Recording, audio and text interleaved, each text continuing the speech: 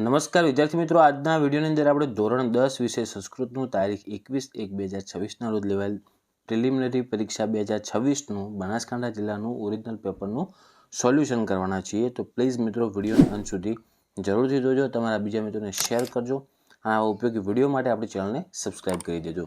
જે વિદ્યાર્થીઓનું પેપર બાકી હોય એમના માટે પણ આ ખૂબ જ અગત્યનું પેપર કહેવાય, માટે એ પણ આ વિડીયોને છેક સુધી જોજો. જરૂર પડે ત્યાં સ્ક્રીનશોટ લઈ અને પ્રશ્નોને તૈયાર કરતા રહેજો. ઓકે મિત્રો, પહેલાં જુઓ, તમારે વિભાગ એમાં નીચે આપેલ ગદ્યખંડને ગુજરાતી ભાષામાં અનુવાદ કરવાનો હતો. તો અનુવાદ તમને કહી દઉં મિત્રો કે શક્તિકુમારની કથા છે કે કાંચીનગરમાં શક્તિકુમાર નામનો એક શાહુકારનો પુત્ર રહેતો હતો. એનું ભાષાંતર કરીશ, વિડીયો લાંબો થશે, જોજો. તે જ્યારે પોતાના જીવનમાં 22મા વર્ષમાં પ્રવેશ્યો ત્યારે ચિંતામાં પડ્યો. પત્ની વગરના અને અનુરૂપ ગુણ વગરની પત્નીવાળાને સુખ હોતું નથી, તો હું કઈ રીતે ગુણવતી પત્ની મેળવું? પછી તેણે ખૂબ વિચારીને વસ્ત્રને છેડે ડાંગર બાંધીને પત્ની મેળવવા માટે વિવિધ દેશોમાં ભ્રમણ કર્યું. એકવાર તે કાવ્ય નદીના કિનારે આવેલા નગરમાં આવી પહોંચ્યો. બસ આનું આ રીતનું પહેલાંનું થશે, બીજાનું પણ એવી રીતનું થશે, પણ આપણે બધું ભાષાંતર કરીશું નહીં. આગળ હવે ત્રીજા નંબરનો પ્રશ્ન છે કે અપરેધુ તીર્વઃ જલાશયમ કિમ ક્ષિપ્તમ. તો એની અંદર જવાબ આવશે મિત્રો ત્રીજામાં સી, આગદમ. ઓકે. ચોથું છે પ્રવાહ રૂપે પરિવારે કિમ યહતિ. તો એમાં આવશે બી, સ્નેહરૂપમ પ્રવાહમ. પાંચમું લોપ્તઃ કસ્ય વિકારઃ વર્તતે. તેમાં જવાબ આવશે સી, પૃથિવ્યાઃ. ઓકે. પછી જો ગુજરાતી ભાષામાં પ્રશ્નનો જવાબ આપવાનો હતો, જેમાં છઠ્ઠો છે માછીમારોનું વચન સાંભળીને માછલાઓએ પરસ્પર શું કહ્યું. તો એમાં જવાબ આવશે મિત્રો પરસ્પર કહ્યું કે આ માછીમારોનો વાર્તાલાપ સાંભળ્યો, હવે આપણે શું કરવું જોઈએ. બસ આવું પરસ્પર પૂછ્યું. પછી સાતમું છે શક્તિકુમાર 22 વર્ષનો થતાં શું વિચારે છે. તો શક્તિકુમાર 22 વર્ષનો થતાં વિચારે છે કે પત્ની વગરના અને ગુણહીન પત્નીવાળાને સુખ મળતું નથી, માટે ગુણવાન પત્ની કેવી રીતે મેળવવી. આઠમું છે અર્જુન સરોવરનું પાણી પીવા ગયો ત્યારે તેને અજાણ્યા પુરુષે શું કહ્યું. અજાણ્યા પુરુષે અર્જુનને કહ્યું કે આ સરોવરનું પાણી ઝેરી છે, માટે તે પીવા જેવું નથી. ઓકે. પછી તમારે ગદ્યખંડ વાંચી અને સંસ્કૃતમાં પ્રશ્નોના જવાબ આપવાના હતા. હવે આગળ આપણે જોઈશું વિભાગ બી, જેમાં તમારે પદ્યખંડનું ગુજરાતી ભાષામાં અનુવાદ કરવાનું હતું. જેમાં 12મું છે, જુઓ પહેલાં એનું થશે બાલહ વાળું રહ્યું ને જે પહેલું, એનું થશે હે બાળક પથારીમાંથી ઉઠ, સ્વસ્થ આચરણ કર, જગતના સર્જનહારને યાદ કર, પછી શુદ્ધ પાણી પી, 100 ડગલા બહાર ચાલીને શૌચ ક્રિયા માટે ઝડપથી જા, સાબુથી બંને હાથ ચોખ્ખા કરીને કસરત કર.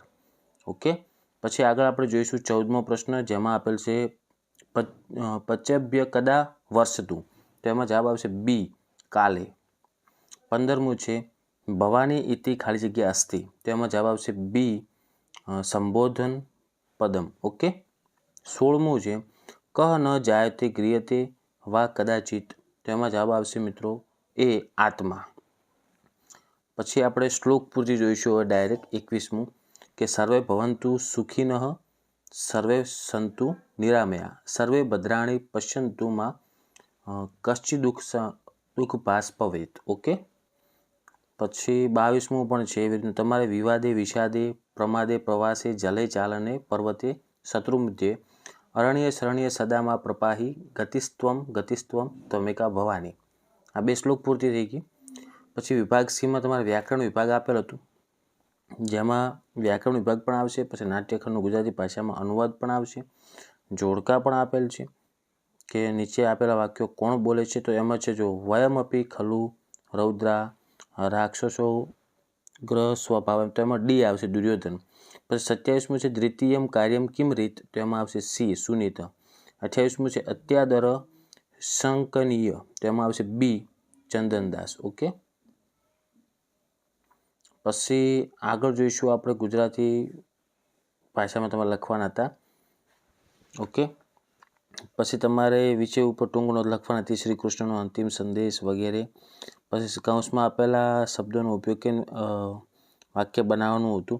હવે વિભાગ ડી જોઈશું આપણે, વ્યાકરણ વિભાગ સીધો, જેમાં તમારે 38મું આપેલ છે નગહ. આનો સમાનાર્થી શબ્દ કયો થાય. તો એમાં જવાબ આવશે મિત્રો શૈલહ. પછી 39મું છે છાયા. આ શબ્દનો વિરોધાર્થી શબ્દ શું થાય.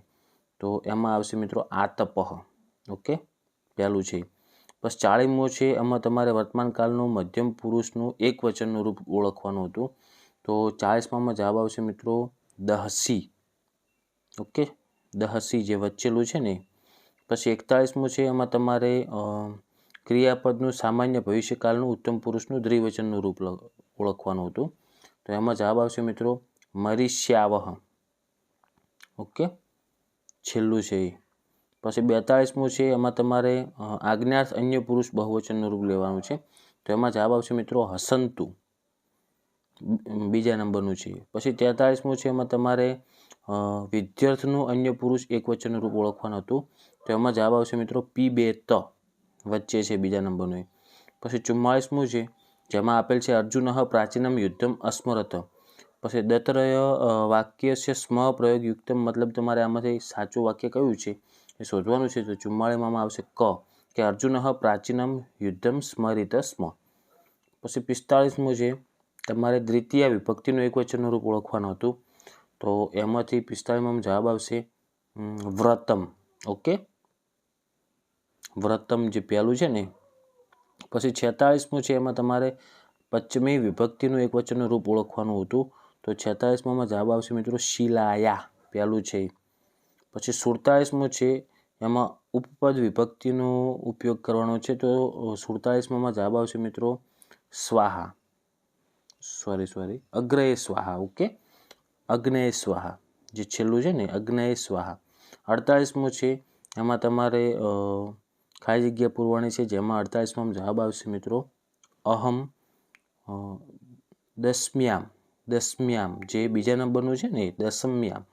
પછી 49માં છે એમાં તમારે રેખાંકિત પદનો કૃદંતનો પ્રકાર ઓળખવાનો હતો. તો પિત્ત હશે તો એનું થશે મિત્રો કર્મણી ભૂતકૃદંત, કર્મણી ભૂતકૃદંત, તો જે બીજા નંબરનો છે.